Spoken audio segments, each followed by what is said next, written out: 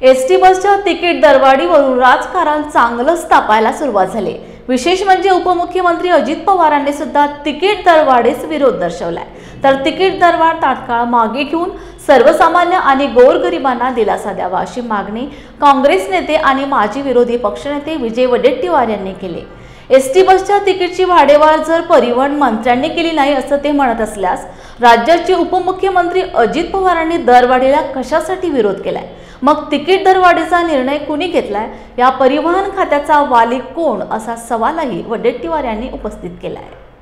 नाही, प्रश्नच नाही। दोघांनी नाही म्हटल्यानंतर ती दरवाढ आताच्या आता मागे घेतली पाहिजेत आणि मंत्र्यांनी तसे निर्देश दिले पाहिजेत, आदेश काढले पाहिजेत की दरवाढ आम्ही केलेली नाही, त्यांनी तर मान्यच केलाय। म्हणजे त्यांनी सरकार म्हणून जर दरवाढ केली नसेल तर मग करतो कोण? कारण तिथे महामंडळ अध्यक्ष नाही किंवा अध्यक्ष असेल तर सरकारच्या परमिशन शिवाय ते करता येत नाही। म्हणून मला स्पष्ट आमची भूमिका आहे की आता ती मंत्र्यांनी नाही म्हटलंय, उपमुख्यमंत्री नाही म्हणतायत, त्यामुळे आता ही दरवाढ त्वरित मागे घेण्याचा आदेश काढावा आणि गरिबांच्या जी जीवनवाहिनी आहे, सामान्य माणसाची, मध्यमवर्गीय, गरीब, मजूर, कामगार, या सगळ्यांना दिलासा द्यावा। नेमका या खात्याचं वाली कोण आणि खातं कोण चालवतं? उपमुख्यमंत्र्यांना माहित नाही, मंत्र्यांना भाडेवाढ माहित नाही, मग भाडेवाढ केली कोणी? आणि काय म्हणजे मला वाटतं की ही सगळी खाते अधिकारी चालवतात आणि मंत्री घरी बसून आदेश करतात, असा त्याचा अर्थ होतो काय?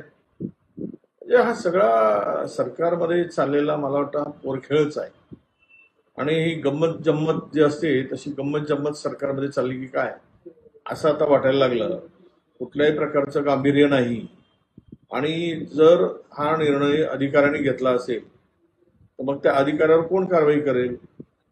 ते कारवाईसाठी पात्र नाहीत का? मग मंत्री करणार का त्यांच्यावर कारवाई? असे अनेक प्रश्न उपस्थित होतील।